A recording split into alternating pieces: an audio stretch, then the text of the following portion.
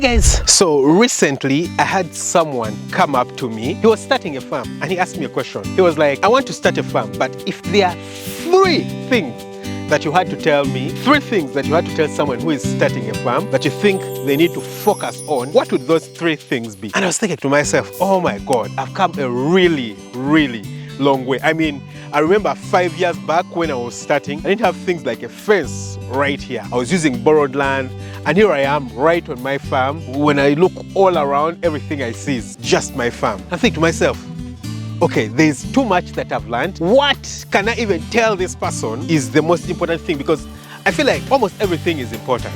But well, I then later sat down because I told him, give me time. Let me sit down and actually think what I think are the most important things anyone should consider while starting a farming business, because they should certainly be there, yeah? The things that you should pay all your attention to, and if you mess up these three things, most likely you're going to fail. So in today's video, I'm going to be sharing with you these three things, and stick around right through to the very end. First, I'll show you guys what manure means on a farm. Guys, you can see this is my farm right here. We have our banana plantation. Now this is a garden that we want to plant, but see how much weed is there. Most of the weed here is what we call blackjack. I don't remember what blackjack is in its Latin name, but this is blackjack. See how much of the weeds have grown here. A lot of weeds. And yet I occasionally allow my uncle who owns cattle to come and feed his cattle and goats from here. But still, the weeds are too much. Do you know why? Because of manure. Now let me compare it to, a small piece of land that I just bought recently, just outside my fence. My neighbor right here grows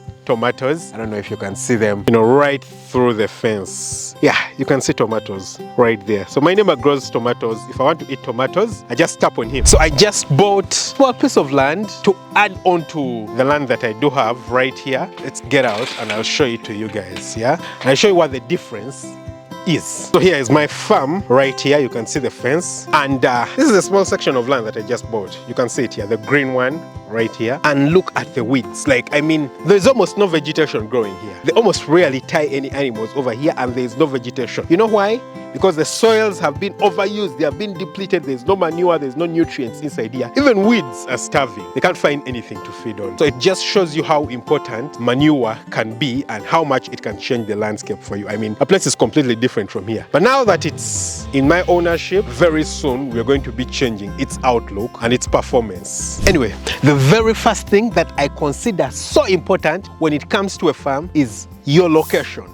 The location of the farm is so important. I mean, I don't think there's something more important than that, because it determines everything else. You see, when it comes to a farm, there are usually a lot of things involved, yeah? There is raw materials, you have to source raw materials. Then there is market, you have to decide where you're going to be selling your product from. Just trying to close the fence. When it comes to farms, there's something called biosecurity. And biosecurity all works around fences. You make sure that people don't move in. You just lock it here.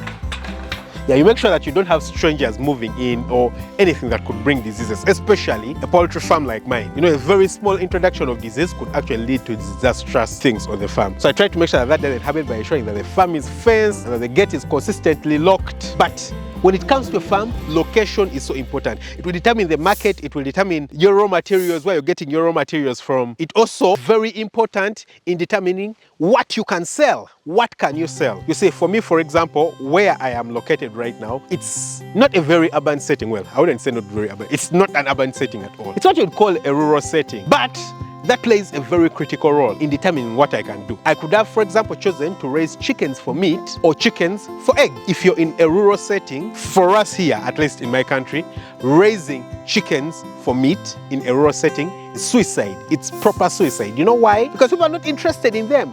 Everyone believes in the local chickens of the area. They believe that's what's tasty, that's what's really nice. So you do your broiler farm. I mean, if you're keeping 50 chickens, maybe you'll be able to sell. But if you're keeping, 1,000, 2,000, 10,000 chickens, you want to have a financially viable thing and grow big, then it's impossible for you to do broiler chicken in a village setting. Unlike me, who is doing layer chickens with eggs. The thing with eggs is that they will sell anywhere. Actually, I think they even sell more in rural settings than urban settings because there is a lot of competition. Too many farms, everyone is bringing to deliver over there. But if you pick a location where there is really no farmers, the thing with eggs is that I don't think, local chickens can meet the demand for eggs. So just because of that, it's just impossible to do a farm simply and typically on local chicken. And just because of that, it's impossible to have a market to be 100% dependent on local chickens for eggs. So because of that, it gives me a really, really big advantage. And so I can utilize that advantage to ensure that I supply the people in the area and the prices are quite good. So the other thing you're going to think about is raw materials. How far are you sourcing your raw materials? How far are you moving your product? For me, for example, my farm, like I said, is in a rural setting. Maize, for example, which is my main thing that I use, is quite expensive in urban settings. But for me right here, it's not so expensive because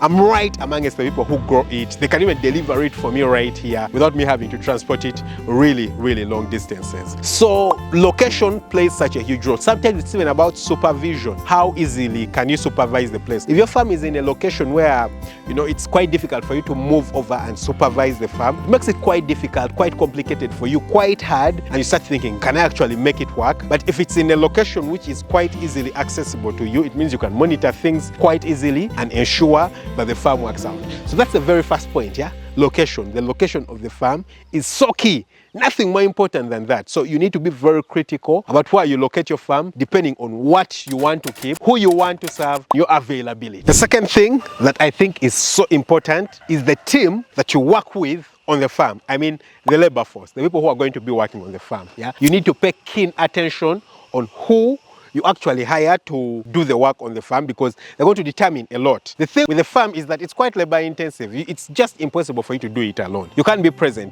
24/7. What that means is that you're going to have people work for you if you're going to be starting a farm. But if it's just one person, even if it's just 2 people, maybe it's 100 people, you're going to have to get people to work for you. Now, the people you get to work are actually quite important because, like I've said, they're going to do all the roles. They must be able to do things in your absentia. Yeah, if you hire a team that cannot do work in your absentia, then the farm is determined to fail. Like I said, farms are so dependent on people. Whether you're growing crops, whether you're keeping animals, it doesn't matter what you're producing on your farm, it's almost always dependent on people. So you need to make sure that you get the right people. So you need to put in all the effort, the correct amount of effort in hiring the right people. So how do you hire the right people? Do you just go and pick anyone from anywhere? No. It's important that you do a background check, on the kinds of people that you want to hire on the farm. Don't just hire someone because, maybe they're your relative. No. I've seen a lot of people make that mistake. They hire someone because they're their relative. A lot of times they can actually be the crappiest people. I've personally had that experience. I've had good experiences and I've had bad experiences while hiring relatives. So it's not about whether someone is your relative or not, whether they are connected to you or not. It's all about the work ethic of the people that you're going to hire. The first thing is to ensure that the people you're hiring actually understand work. They understand the value of work. They understand why they are there to make sure that you get the very best result. Don't just hire people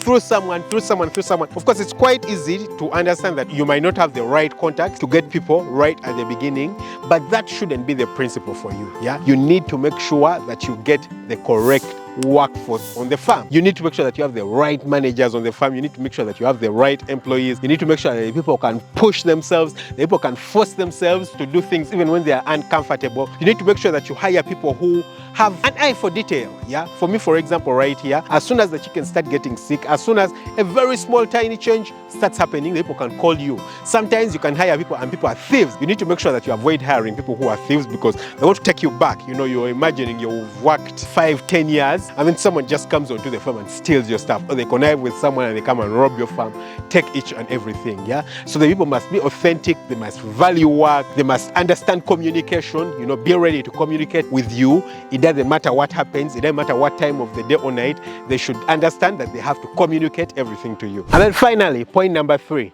is do not take shortcuts. Do things the right way. You see, when you start taking shortcuts and you start doing things the wrong way because you want to save money or because you want to make more profit, things are going to catch up with you. 100%, they're going to catch up with you. There is a way things are meant to be. And if things are done the way they are meant to be, you will have the correct results. If you do things the wrong way, if you do things your own way, not the way things are supposed to be, then certainly they're going to catch up. For example, if you're doing a farm, usually if it's an animals farm, the results will come because of the kind of feed that you're feeding the animals. It doesn't matter whether it's cattle, whether it's goats and sheep, whether it's chickens, it doesn't matter what it is, rabbit, the feed is very important. So if you start giving the animals poor quality feed because you're trying to save on money, it usually catches up with you, because with time, at the beginning you might not see it, but the development of the animals is going to be terrible. With time, it's going to catch up on you. So you need to make sure that you don't make shortcuts. Sometimes it's about disease prevention, yeah, it's biosecurity. Like me, for example, I've told you that I have a fence around the farm. The fence is quite expensive, but I spent the money that I needed to spend to make sure that I fence the farm, yeah. Like I've told you, it's quite a big farm. It's about 3 acres. But I had to make sure that I fence it. Why? Because first I did things the wrong way without fencing it, and I paid for it really terribly. I got a disease outbreak that wiped out my entire flock. I lost quite an amount of money. I was very sad. I was depressed. I was like, what the hell is happening? Because I did things the wrong way. So make sure that you do things the right way. Don't rush. Don't rush. Give things time. Yeah, the thing with farming is that it takes time. Give things time. Don't rush. Develop the correct way, you know, go step by step, learn slowly by slowly, learn as much as you can. When you learn things, implement them on the farm, and do not rush, yeah? Do things the right way. If you do things the right way, you're going to be rewarded. If you start making shortcuts and you're doing things the wrong way in order to save money or to steal from your clients, it's going to catch up with you, and it will be the worst regret of your life. So I hope those were really good tips. For me, I believe those are the 3 most important tips for anyone who is starting a farm. They are very, very important. I mean, way more important than how much money you're putting into the farm. Way more important than a lot of other things, yeah? If you do those 3 things the correct way, then most likely you have the perfect foundation to be successful. Don't forget to hit the subscribe button, smash the notification bell. Catch you very soon with another video. Lots of love. Bye-bye.